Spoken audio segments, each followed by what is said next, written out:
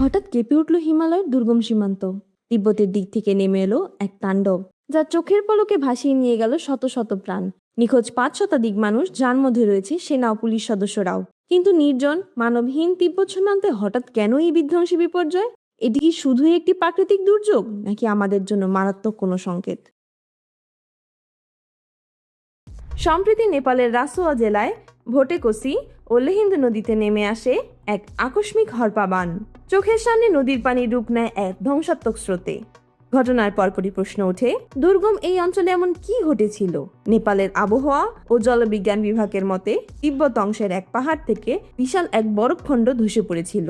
এই বিশাল বরফ ধসের সঙ্গে নেমে আসে টনকে টন পাথর আর পলিমাটি।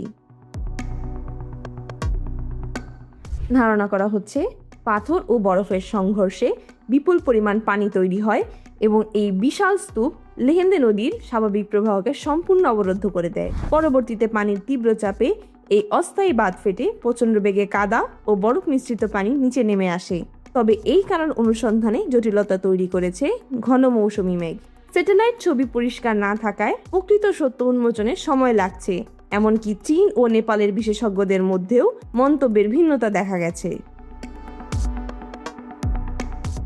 এটি প্রথম নয়, এর আগেও হিমালয় অঞ্চলে এই ধরনের হরপা পান দেখা গেছে। 2019 সালের এক বিশ্বখ্যাত গবেষণায় সতর্ক করা হয়েছিল, জলবায়ু পরিবর্তনের কারণে এই শতাব্দীর শুরু থেকেই হিমালয়ের হিমবাহগুলো প্রতি বছর প্রায় 1.5 ফুটেরও বেশি উচ্চতার বরফ হারাচ্ছে। তাপমাত্রা বৃদ্ধির ফলে হিমবাহের পেটের ভেতরের ফাটলগুলো অদৃশ্য ফাঁদে পরিণত হচ্ছে, যা যে কোনো সময় ফেটে গিয়ে ডেকে আনছে এমন সর্বনাশা দুর্যোগ।